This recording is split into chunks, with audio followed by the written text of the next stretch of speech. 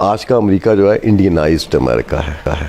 Indianised जी, इजराइलाइज्ड नहीं है, Indianised है। 3 मजीद इंडियंस को ट्रंप टीम में डाला जा रहा है, इंक्लूड किया गया है। मैं आपको मजे की बात बताऊं कि जो बाइडेन की टीम के अंदर 130 इंडियंस मौजूद थे। यहां पे भारत इतना उसका इन्फ्लुएंस है कि डोनाल्ड ट्रंप साहब के पीछे जो सीटें थी दे आर वेरी वैल्यूएबल सीटें थी, बहुत वैल्यूएबल सीटें। ये जंग आ रही है पाकिस्तान में आइंदा 2025 से 26 तक।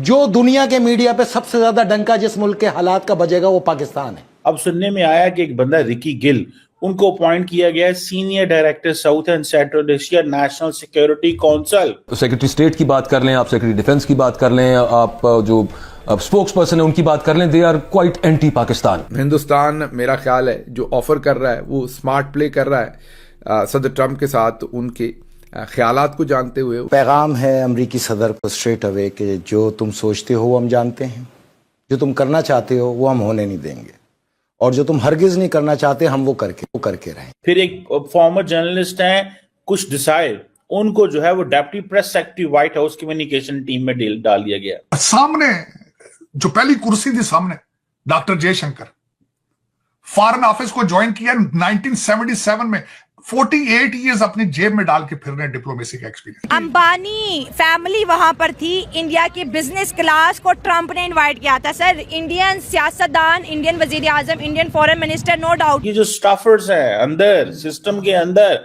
जय हिंद दोस्तों, ट्रंप एडमिनिस्ट्रेशन में आप देख रहे हैं इंडियन ओरिजिन के लोगों का जलवा है, जिसमें 3 नए एमपीज को शामिल किया गया है, रिकी गिल, सौरभ शर्मा और जो कुश देसाई हैं। ये सारे अमेरिकन व्हाइट हाउस में काम करेंगे।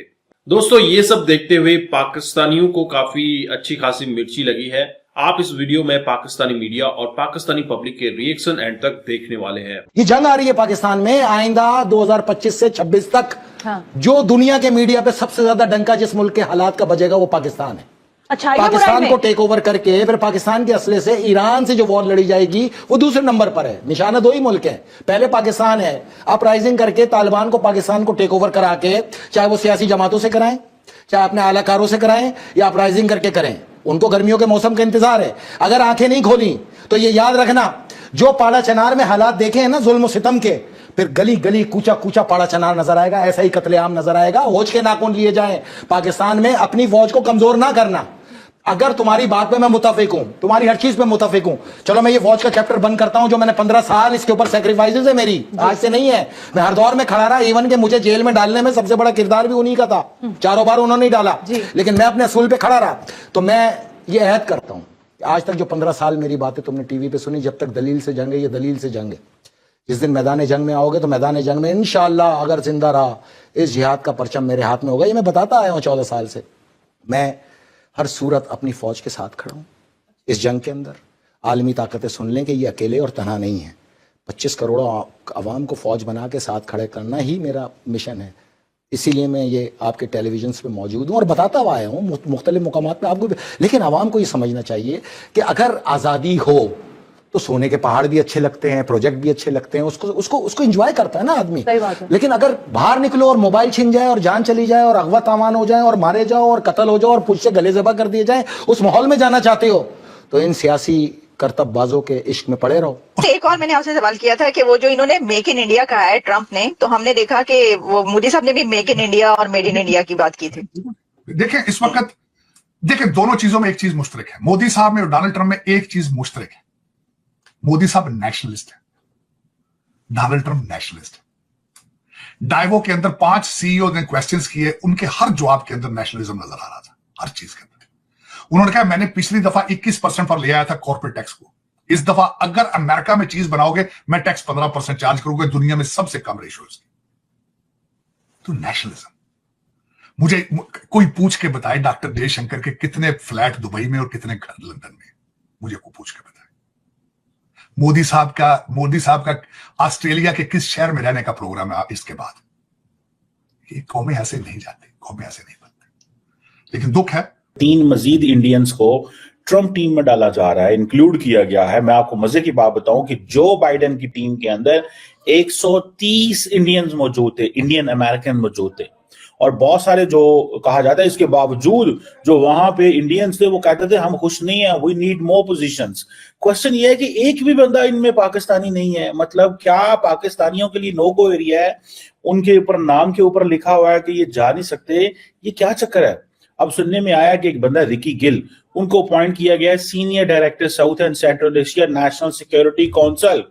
ये वही नेशनल सिक्योरिटी काउंसिल है जहां पे बाइडेन एडमिनिस्ट्रेशन के जॉन फाइनर जाते जाते ये कह गए कि पाकिस्तान का जो लॉन्ग रेंज मिसाइल प्रोग्राम है वो अमेरिका के लिए खतरा है। और एक बात वो थोड़ी गलत भी कर गए कि अमेरिका तक मिसाइल पहुंच सकते हैं। हम कहते हैं हमारे इंडिया तक पहुंच सकते हैं, वो कहते हैं नहीं, ये इंडिया तक नहीं जाते, ये अमेरिका भी आते हैं, नॉर्थ अमेरिका भी आ सकते हैं। अजीब बात उन्होंने कर दी। जाते जाते सारे पाकिस्तानी उस पर हैरान और हंस रहे थे कि हमारे मिसाइल की इतनी रेंज ही नहीं है, लेकिन जॉन फाइनर जो है वो सबको डरा रहे हैं। बहरहाल एनी हो देन इट इज एक और है, उन्हें बोलते हैं सौरभ शर्मा, ये प्रेसिडेंशियल पर्सनल ऑफिस में स्टाफिंग एंड अपॉइंटमेंट्स। क्या आप देख लें, जिस बंदे का काम ही स्टाफिंग एंड अपॉइंटमेंट्स है, तो देखिए कितनी अहम पोजीशन के लिए उनको चुना गया। It means they are trusted, they are respected, they are considered part of the team. फिर एक फॉर्मर जर्नलिस्ट हैं कुश देसाई, उनको जो है वो deputy press secretary white house communication team में डाल दिया गया। अब मुझे ये बताएं कि इतनी बड़ी तादाद में ये तो है, ये जो स्टाफर्स है अंदर सिस्टम के अंदर, these are the real people who control White House. This mister जो रिकी गिल साहब है, he is a real person who will control the National Security Council के अंदर, और वो भी कहां पे? Director South and Central Asia, Pakistan के बारे में। पाकिस्तान के बारे में इनकी जो अप्रोच है, आप मुझे ये बताएं कि इतने वहां लाखों पाकिस्तानी बसते हैं, यूनिवर्सिटियों में पढ़ते हैं, प्रोफेसर हैं, डॉक्टर हैं, कोई एक भी मतलब उस पोजीशन में नहीं आ सकता। तो दोस्तों आपने देखा पाकिस्तानियों को किस तरह की मिर्ची लगी हुई है। इवन मीडिया के लोग भी यही कह रहे हैं कि यह इंडियनाइज्ड अमेरिका है, इजराइज नहीं इंडियनाइज, जहां पर इंडियंस का बहुत ज्यादा इन्फ्लुएंस है। साजिद तरार जिस तरह से कहते हैं कि इंडियन ने अमेरिका को पूरी तरह से कब्जे में ले लिया है, बोले तो जिसको खोपचे में लेना कहते हैं, वही कुछ हो रहा है। इंडियंस का इतना बड़ा इन्फ्लुएंस देखकर साजिद तरार भी काफी भाचक रह गए। उन्होंने कहा कि जिस तरह से लगातार इंडियन का इन्फ्लुएंस बढ़ रहा है, उससे इंडियन डायस्पोरा अभी भी खुश नहीं है। वो चाहते हैं कि प्योरली इंडियन ओरिजिन के लोग वहां पर काम करें। व्हाइट हाउस के ट्रंप एडमिनिस्ट्रेशन में आज के समय में 130 प्लस इंडियंस काम कर रहे हैं, जो कि पुराने बाइडेन प्रशासन से हैं। इसमें और भी लोगों को ऐड किया गया है। 3 ये एमपीज की हम बात कर चुके हैं। दोस्तों जिस तरह से इंडियन टैलेंट के लिए डोनाल्ड ट्रंप ने कहा था कि विदाउट इंडियन टैलेंट हम सरवाइव नहीं कर पाएंगे, और साजिद तरार हमेशा से कहते हैं कि अगर इंडियंस ने काम करना अमेरिका में बंद कर दिया तो अमेरिका 8 घंटे के अंदर बैठ जाएगा, क्योंकि बड़ी बड़ी कंपनीज के सीईओ, सीएफओ, अगर आप पॉलिटिक्स की बात करें तो आज के समय में इंडियन ओरिजिन के लोग काफी ज्यादा पॉलिटिक्स में शामिल हो रहे हैं, और उनके डीएनए में ये सब चीजें हैं ग्रो करना। अब इंडियन जहां पर भी जाते हैं एक ऑनेस्ट तरीके से वहां की इकोनॉमी को बूस्ट करने में, उस देश के लिए लॉयल रहने का काम जरूर करते हैं, लेकिन अपनी देश से, अपनी जड़ों से जरूर जुड़े रहते हैं। और आपने देखा पाकिस्तानियों के क्या हालात है। और चीमा साहब कहते हैं कि उल्लू के पट्टो कहां हो तुम लोग, भारतीयों ने तो पूरा व्हाइट हाउस कब्जे में ले लिया है, तुम्हारी तो यहां पर कहीं एग्जिस्टेंस दिखाई नहीं देती। क्यों नहीं दिखाई देती? जेलों में जाकर देख लीजिए, सारे पाकिस्तानी चोर चकारी करते हुए ये सारे पाए जाते हैं। जरूर कमेंट कीजिए चैनल पर, अगर आप नए हैं चैनल को भी सब्सक्राइब करें। हम आपको मिलते हैं अगले वीडियो में, तब तक अपना ध्यान रखिए। जय हिंद, जय भारत, जय श्री राम।